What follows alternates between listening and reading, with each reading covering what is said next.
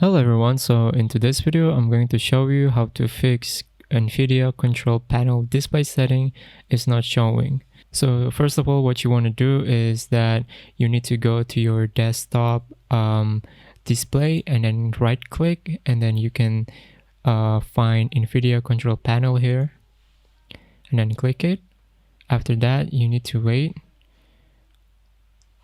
As you can see here, my display setting is showing as regular, but if yours is not showing, probably the problem is that you haven't updated your driver. So how to update your driver is pretty easy.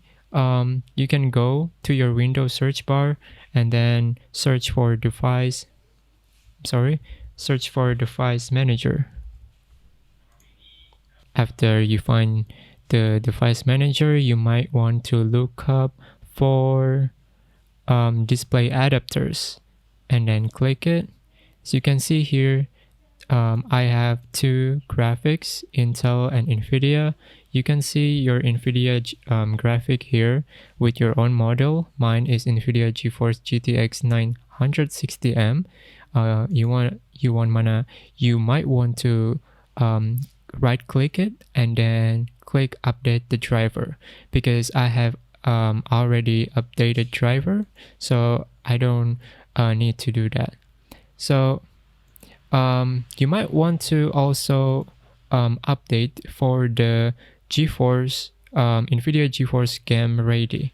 How to access it? You can right click, you can search in this bar and then search for this Nvidia logo, and then you click it. This is the Nvidia driver with better UI. And then after you find this, you can go to the drivers menu in the left bar, and then after that, as you can see here, the drivers, there is an update available menu, and then you can check for updates by clicking this button.